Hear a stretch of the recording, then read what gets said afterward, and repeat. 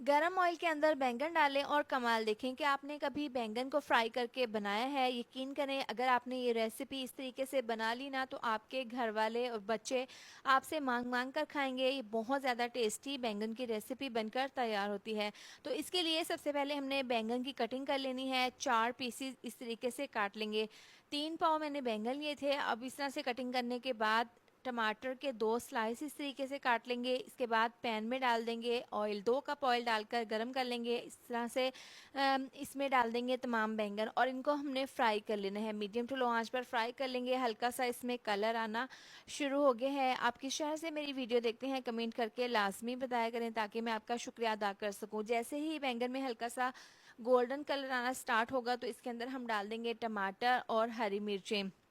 इनको भी हमने साथ ही हल्का सा फ्राई कर लेना है। हरी मिर्च डालते ही ये फ़ौरन से फटना स्टार्ट हो जाती हैं, तो इसलिए हमने इसको सिर्फ चंद सेकंड के लिए फ्राई कर लेना है। इसके बाद हरी मिर्चों को निकाल कर दूसरी प्लेट में रख लेंगे और बैंगन को और टमाटर को हल्का सा यहाँ पर फ्राई कर लेना है। इतना फ्राई करेंगे कि टमाटर और बैंगन हल्के से सॉफ्ट हो जाएं और इनके ऊपर गोल्डन सा कलर आ जाए। तकरीबन 4 से 5 मिनट हो गए हैं। देखिए अच्छा सा कलर आ गया है। तमाम ऑयल में से बैंगन और निकाल लेंगे टमाटर।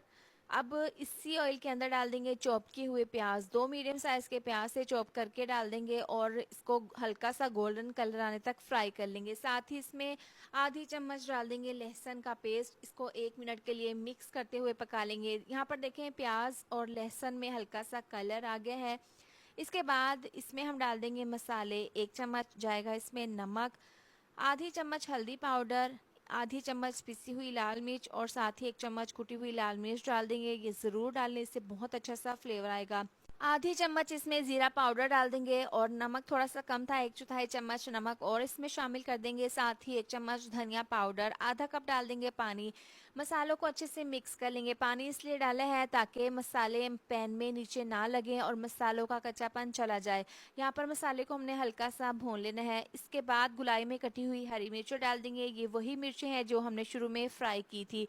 अब इस तरह से डालकर इसको हल्का सा मिक्स कर लेंगे। यहाँ पर देखें टमाटर और बैंगन, इसको मैंने फ्राई करने के बाद एक बाउल में निकाल लिया था। अब मैशर की मदद से इनको हमने इस तरह से मैश कर लेने हैं। इस पॉइंट पर अगर आपको वीडियो ज़रा सी भी पसंद आ रही है तो वीडियो को लाइक और शेयर ज़रूर कर दें।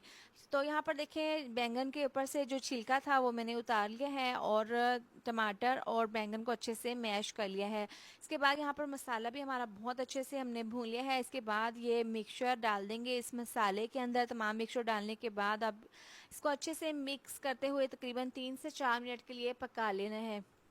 तो बहुत ही मज़ेदार सा और बहुत ही टेस्टी हमारा ये बैंगन का भुर्ता तैयार है। इसको न्यू स्टाइल से हमने बनाकर तैयार किया है। इस तरीके से बनाना भी आसान है और इसका टेस्ट भी बहुत ही ज़बरदस्त बनता है।